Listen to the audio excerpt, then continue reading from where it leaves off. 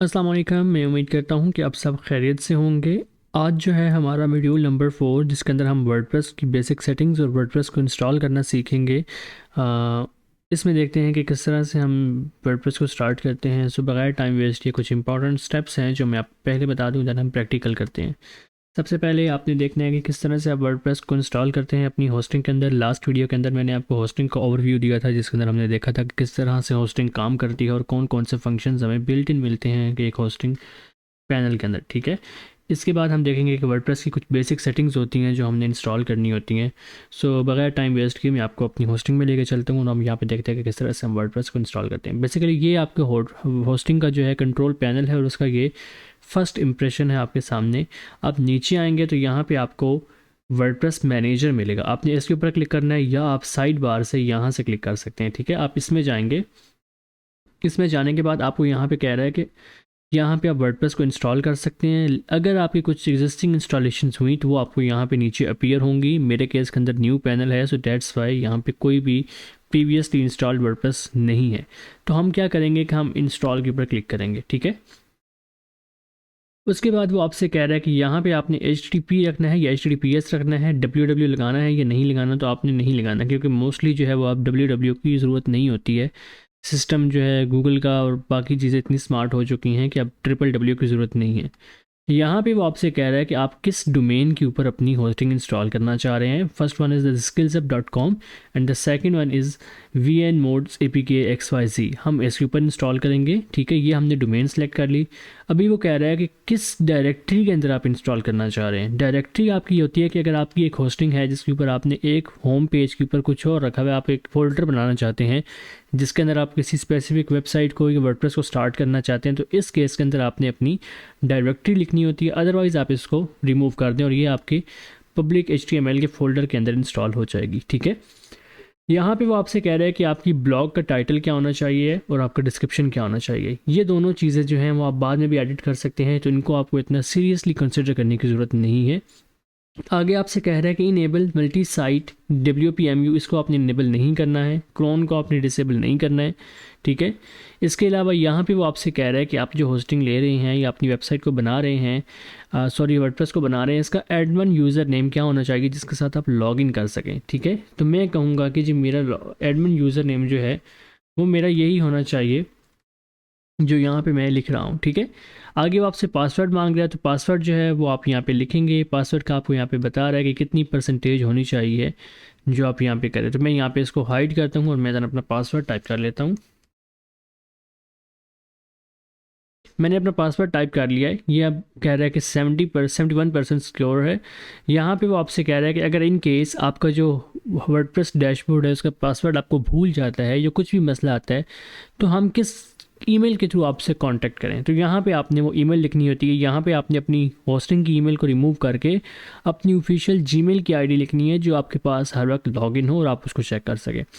नीचे वो आपसे कह रहा है कि कुछ प्लगइन्स होते हैं जो बैकअप के होते हैं, पेज स्पीड के होते हैं, लॉगिन लिमिट अटैम्प्ट्स को होती है और ईमेल के होते हैं और फाइल मैनेजर के होते हैं। तो आप इनको इंस्टॉल करना चाहते हैं या नहीं, हम कहेंगे कि हमें नहीं इंस्टॉल करना। यहाँ पे लैंग्वेज का ऑप्शन आ रहा है, इसके अंदर आपके पास डिफरेंट लैंग्वेजेस हैं, आप इनको देख सकते हैं। अगर आपने इंस्टॉल करनी है लैंग्वेज किसी एक स्पेसिफिक के अंदर तो वर्डप्रेस को तो आप उसको मैनेज करेंगे यहाँ से। अदरवाइज़ आप सिंपली इंस्टॉल नाउ के बटन पे क्लिक कर देंगे। ठीक है, ये आपसे कह रहा है कि ये आपसे कह रहा है कि अभी ये कुछ टाइम लेगा और कुछ देर के बाद आपकी जो वर्डप्रेस की वेबसाइट है वो इंस्टॉल हो जाएगी।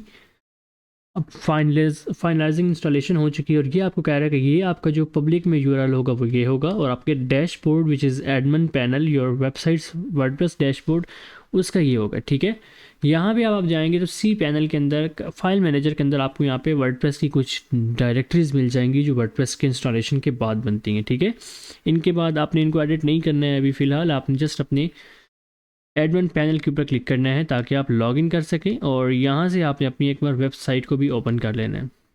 इन केस अभी जो हमारा है उसके ऊपर SSL एक्टिवेट नहीं है, SSL एक्टिवेट होगा तो ये HTTPS का एरर रिमूव हो जाएगा। मैं इसको एडवांस करता हूँ और प्रोसीड टू अनसेव कर देता हूँ। ठीक है, ये अब सिंपल सा वर्डप्रेस का जो बेसिक थीम होता है वो इंस्टॉल होकर आपके सामने आ चुका है और वो कह रहा है कि ये आपकी वेबसाइट की लुक है।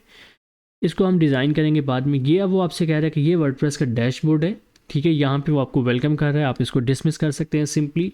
यहाँ पे कुछ आपके पास ऑप्शंस आते हैं, पोस्ट का है, मीडिया का है, पेजेस का है, अपीयरेंस का है, प्लगइन्स का है और यूजर्स का है। आपने क्या करना है कि आपने थीम्स में जाना है और यहाँ पे आपको ऐड न्यू का ऑप्शन मिल रहा है, ठीक है। ऐड न्यू के बटन पे जब आप क्लिक करेंगे तो यहाँ पे वो आपसे कह रहा है कि आपके पास ये थीम मौजूद है, आप इसमें से सर्च कर सकते हैं और ये जो थीम है ये ऑलरेडी इंस्टॉल्ड है, ठीक है। थीम्स में जब आप आएंगे तो यहाँ पे वो आपसे कह रहा है कि ये थीम्स जो हैं वो आपके पास ऑलरेडी पड़े हुए हैं, जो यूज़लेस हैं, आपने इनको डिलीट कर देना है ताकि आपकी होस्टिंग के ऊपर, आपके वर्डप्रेस साइट के ऊपर कोई लोड ना पड़े। आप इसको डिलीट कर देंगे सिंपली।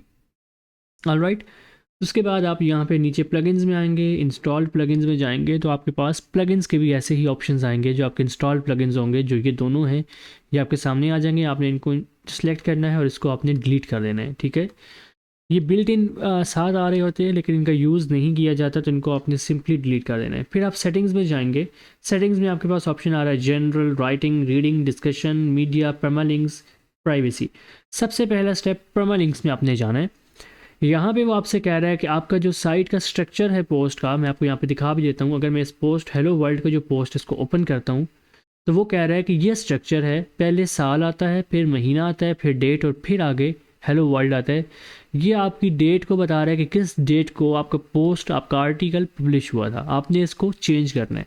आप क्या कहेंगे कि मेरा जो यूआरएल हो उसके अंदर ना डेट हो, ना ईयर हो, ना कैटेगरी हो, ना कुछ टैग हो। आपने जस्ट पोस्ट नेम करना है और यहाँ पे क्या आएगा कि अगर आपका पोस्ट का नाम है हेलो वर्ल्ड तो वो सिर्फ यूआरएल के साथ XYZ/ हेलो वर्ल्ड आ जाएगा, ठीक है। आपने इसको सेव चेंजेस कर देना है, ठीक है। उसके बाद आप देखेंगे तो अब मैं वापस आता हूँ एक बार ब्लॉग के अंदर और अब मैं यहाँ से इसी हेलो वर्ल्ड को क्लिक करूँगा तो अब देखें यूआरएल चेंज हो चुका होगा, ठीक है। हेलो वर्ल्ड यूआरएल चेंज हो चुका हुआ है। उसके बाद आपके पास जनरल का ऑप्शन आता है, इसमें आपने जाना है। यहाँ पे आपके पास टाइटल का ऑप्शन अगेन आ रहा है जहाँ से हमने स्किप किया था। यहाँ पे आप अपने टाइटल को लिख सकते हैं। मैं लिख देता हूँ टेस्ट ब्लॉग और यही मैं कॉपी करके इसको नीचे भी लिख देता हूँ। ये जो दोनों यूआरएल्स हैं इनको आपने चेंज नहीं करना है। अगर आपने इस वाली को चेंज कर दिया तो आपका वर्डप्रेस का जो डैशबोर्ड है उसकी एक्सेस आप नहीं कर सकेंगे, ठीक है। ये आपने ऐसे ही रहने देना है। उसके बाद आपने सेव चेंजेस कर देने हैं तो आपकी जो यूआरएल होगा, आपकी जो वेबसाइट का नाम होगा वो चेंज हो जाएगा।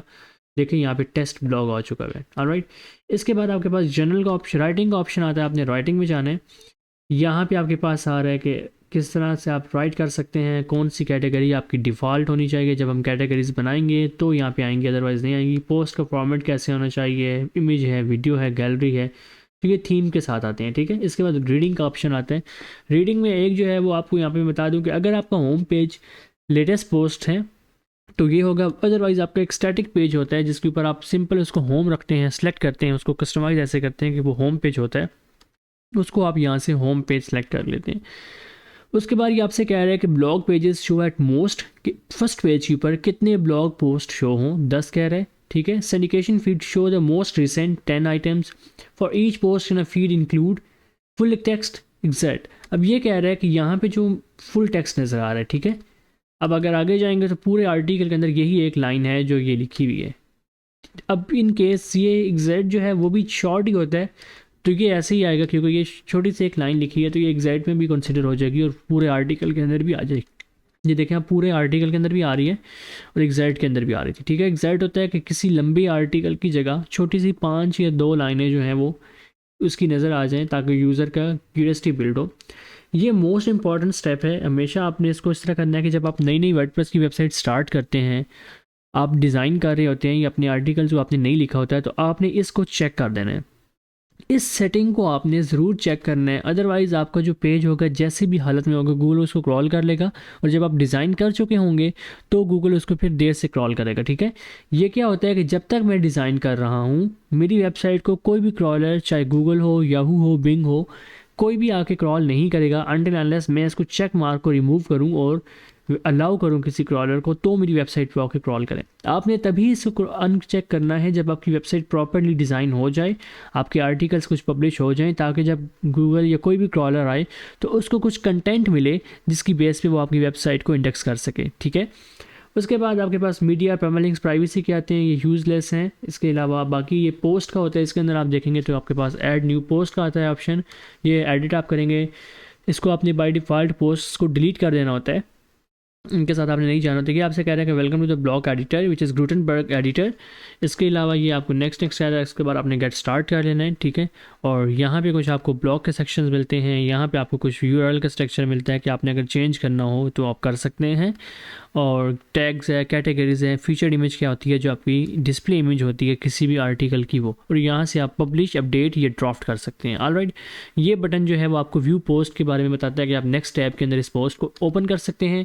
साइड बार में आपको इस हायरार्की नज़र आती है किसी भी आर्टिकल की कि आपके आर्टिकल की हेडिंग्स कौन सी हैं, ब्लॉक कौन सा है, इमेज कहाँ पे लगी हुई है, आउटलाइन का है कि ये कितनी H1 है, कितनी H2 है, कितनी H3, ये काउंटर आपको बताएगा कि कितना आपने काम किया हुआ है अपनी हेडिंग्स के ऊपर। सो ये एक बेसिक ओवरव्यू था वर्डप्रेस का। आई होप सो कि आपको पसंद आया होगा और बेसिक्स जो है वो आपको समझ आ चुकी होंगी। नेक्स्ट हम इसके डिज़ाइन के ऊपर एक लेक्चर लेंगे और फिर हम आगे मूव फॉरवर्ड कर जाएंगे। That's it for today. मुझे मोहसिन निसार को आज इस वीडियो जो वर्डप्रेस डिज़ाइन के हवाले से इजाज़त दीजिए। अपना ख्याल रखें। अल्लाह हाफिज़।